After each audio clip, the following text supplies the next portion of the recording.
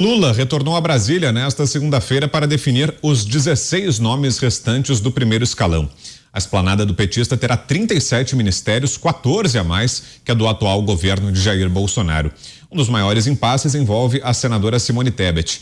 Existe a possibilidade de a parlamentar ser indicada para o Ministério do Planejamento ou o das Cidades, deixando o meio ambiente para Marina Silva. Lula já preencheu as vagas prometidas ao núcleo principal do PT e o restante dos ministérios deverá ficar com partidos de centro e aliados, como o MDB e União Brasil.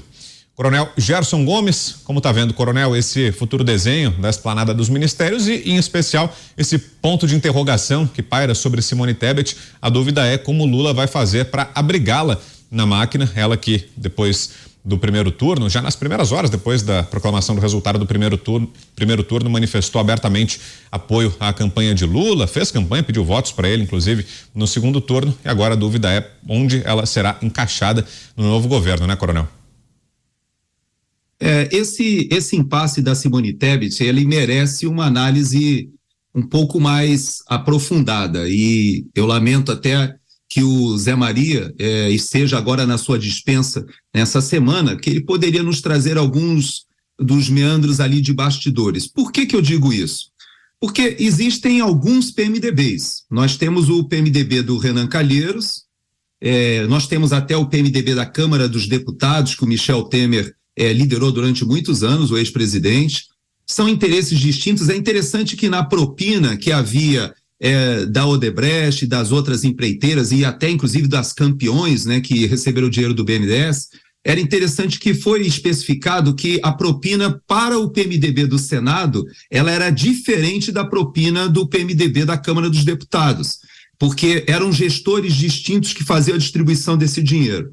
E a Simone Tebet, ela para mim foi uma grande decepção, porque eu tinha uma expectativa muito grande, até por ser uma liderança feminina que veio do agronegócio, mas quando a gente percebe a atuação dela naquela CPI da Covid, a participação dela foi de tamanha imoralidade, a forma como ela tratou as doutoras, né, duas médicas que foram chamadas ali e de uma maneira deselegante, até mesmo agressiva de vários daqueles parlamentares e não receberam dela, talvez, o tratamento adequado. E pior, ela não somente não as defendeu, como também endossou muito daqueles ataques que foram feitos. E depois ainda, quando faz uma campanha em que acusa o ex-presidente Lula de diversas questões muito sérias e no segundo turno ela se junta, talvez pensando em participar de um governo de coalizão, como foi chamado. Eu creio que não somente a Simone Tebet, mas muitos daqueles que tinham uma expectativa de participar do butim, hoje já percebem que haverá uma participação talvez ali só coadjuvante, e que o protagonismo será sim do PT raiz, de um PT mais ideológico. Eu creio que Lula, ele vai cumprir aquilo que ele falou para alguns interlocutores. Ele sabe que a idade não permite, talvez até a condição de saúde, que ele tenha outra chance de tentar implantar aquele projeto que ele concebeu lá atrás com Fidel Castro. Então, aquele projeto que talvez pudesse demandar 40, 50 anos, ele sabe que isso caminhou na América do Sul, na América Latina, mas que essa chance dele ele não pode perder, que talvez seja a última chance. E por isso ele vem com tudo. E ele não mentiu. Nós precisamos admitir, porque na campanha ele avisou que faria tudo o que ele está fazendo agora. Roberto Mota, todo mundo se apresentando aí em busca de uma vaga também, né, Mota? Simone Tebet, que declarou apoio, agora também cobrando a fatura dela, né, Mota? A realidade do poder é terrível. Isso é assim desde que a humanidade começou a sua história, tá? Tem um livro interessantíssimo que deu origem ao termo história. O título é As Histórias, do historiador grego Heródoto. E ele já conta, né, lá na Pérsia Antiga, na Grécia Antiga, tem histórias que você lê e você acha que aconteceram aqui no Rio de Janeiro, no ano passado. Essa história dos ministérios, parece que alguém deu uma declaração dizendo que escolher as pessoas para os ministérios é uma tarefa mais difícil do que ganhar a eleição. Olha, mais difícil ainda vai ser governar, porque é muito difícil governar com as ideias erradas. Se as ideias fundamentais estão erradas, é pouco provável que alguma coisa dê certo. E a escolha dos ministros é um exemplo. Ao invés de escolher por mérito ou por competência, ao invés de escolher alguém que tem conhecimento e experiência, nós vamos escolher alguém para favorecer aquele partido.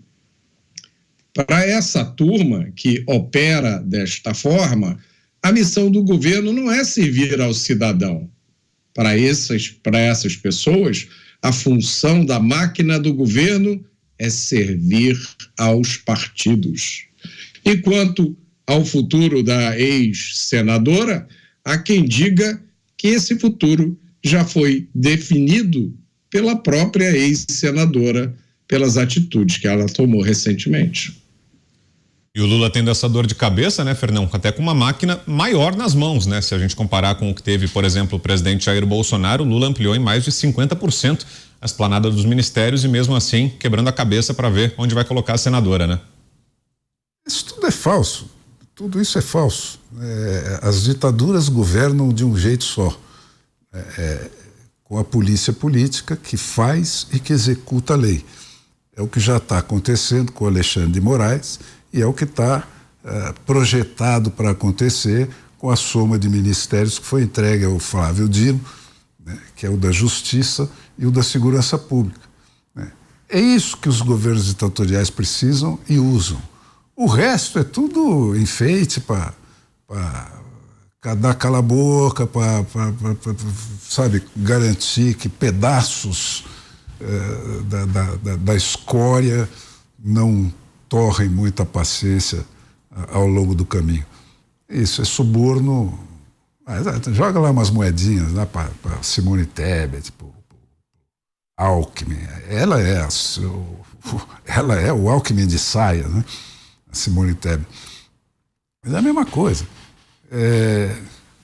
Dá lá qualquer porcaria para ela ver se ela cala a boca, para de chatear.